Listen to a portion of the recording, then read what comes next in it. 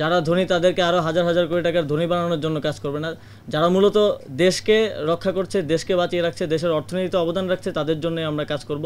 রানা প্লাজার যারা নিহত তাদের পরিবার এবং আহত যারা আছেন তাদের চিকিৎসা এবং পুনর্বাসনের জন্য যেন ব্যয় করা হয় সেটা আমি নিশ্চিত করার চেষ্টা করব। গত আওয়ামী লীগের আমলে আপনাদের ক্ষতিগ্রস্তদের এবং যারা নিহত হয়েছেন তাদের পরিবারের জন্য যেই ব্যবস্থা নেওয়া হয়েছিল তা কতটুকু সুষ্ঠুভাবে বাস্তবায়ন করা হয়েছে এবং বাস্তবেই আপনারা কতটুকু তার উপকার পেয়েছেন কি পান নাই সে বিষয়ে তদন্ত করার জন্য আমরা একটা তদন্ত কমিটি গঠন করব এবং বাস্তব চিত্রটা সেই তদন্ত কমিটি রিপোর্টের মাধ্যমে তুলে ধরবে।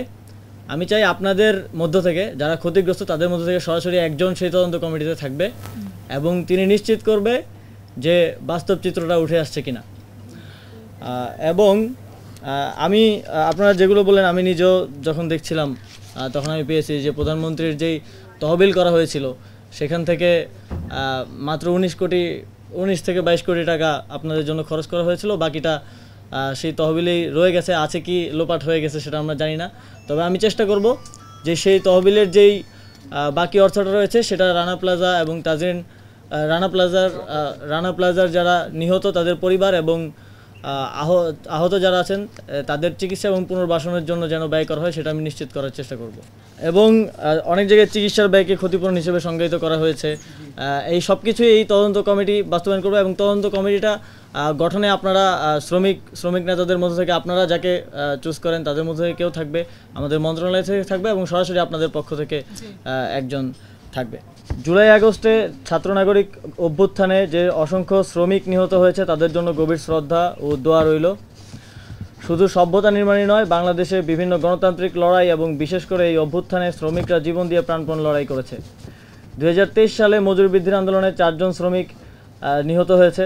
এরকম গত 15 বছরে শ্রমিকদের নানা অধিকার আন্দোলনে ফ্যাসিবাদী সরকার হামলা মামলা করে অনেককে নিহত করেছে। এই 21 শতকে এসেও বাংলাদেশের শ্রমিকদের চাকরি নিরাপত্তা, কর্মপরিবেশ, স্বাস্থ্য ঝুঁকি এমনকি জীবন নিয়েও শঙ্কা রয়েছে। ওশি ফাউন্ডেশনের মতে শুধুমাত্র 2023 সালেই কর্মক্ষেত্রে 1432 জন শ্রমিকের মৃত্যু হয়েছে, যা কোনোভাবেই কাম্য নয়। এই মৃত্যু সংখ্যা আমাদেরকে শ্রমিকদের কর্মক্ষেত্রে নিরাপত্তার যেই সংখ্যা সেটিকে সামনে নিয়ে আসে। একটি মানবিক মর্যাদা সম্পন্ন কল্যাণকামী রাষ্ট্র গঠনের জন্য এই অভ্যুত্থানে যে শ্রমিকরা জীবন দিয়েছে সেই নতুন বাংলাদেশে শ্রমিকদের অধিকার নিশ্চিতে আমরা সর্বোচ্চ কাজ করব। বাংলাদেশের সবচেয়ে বেশি শঙ্কার বিষয় হচ্ছে শ্রমিকদের কর্মক্ষেত্রে জীবনের নিরাপত্তা। এত ঝুঁকি নিয়ে আধুনিক সভ্য রাষ্ট্র এভাবে চলতে পারে না। আমরা প্রায়ই দেখি গার্মেন্টসে বা কারখানায় অগ্নি দুর্ঘটনায় শত শত শ্রমিক মারা যায়। সাভারের রানা প্লাজা এবং তাজরিন গার্মেন্টসে অগ্নিকাণ্ড আমাদের সামনে জ্বলন্ত উদাহরণ। এছাড়া প্রায়ই পরিবহন খাতে দুর্ঘটনা, নির্মাণ খাতে দুর্ঘটনা, ম্যানুফ্যাকচারিং খাত সহ সকল খাতেই শ্রমিকদের যেই জীবন ঝুঁকি সেটি রয়েছে। আমরা কর্মক্ষেত্রে সর্বোচ্চ নিরাপত্তা নিশ্চিতে কাজ করব যাতে আর একটি প্রাণও না ঝরে। আমরা প্রায় বিভিন্ন কারখানা, পোশাক শিল্পে বিনা নোটিশে শ্রমিকদের ছাঁটাই ও বেতন বন্ধের ঘটনা আমরা দেখেছি বিগত সময়ে। যেসব কারখানা ও গার্মেন্টস মালিকরা এসবের সাথে ভবিষ্যতে জড়িত হবেন তাদের বিষয়ে শাস্তির বিধান করা হবে।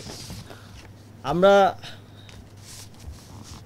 বাংলাদেশকে আজকে এই এত দুর্নীতি, অনিয়ম এবং হাজার হাজার কোটি টাকা পাচার হয়ে যাওয়ার পরেও যে বাংলাদেশ টিকে আছে, আমরা যে এখনও ব্যাংকরাপ্ট হই নাই, তার অন্যতম একটা অবদান হচ্ছে বাংলাদেশের শ্রমিকরা। বাংলাদেশের লাখ লাখ শ্রমিক, আপনারা যারা এত ঝুঁকি নিয়ে এত পরিশ্রম করে আসলে দেশটাকে ধরে রেখেছেন, সেজন্য আপনাদেরকে আবারও ধন্যবাদ জানাই। এবং আপনাদের প্রতি যারা এই দেশকে টিকিয়ে রেখেছে প্রকৃত অর্থে, তাদের জন্যই এই নতুন বাংলাদেশ কাজ করবে। এই নতুন বাংলাদেশ যারা ধনী তাদেরকে আরও হাজার হাজার কোটি টাকার ধনী বানানোর জন্য কাজ করবে না, যারা মূলত দেশকে রক্ষা করছে, দেশকে বাঁচিয়ে রাখছে, দেশের অর্থনীতিতে অবদান রাখছে, তাদের জন্যই আমরা কাজ করব।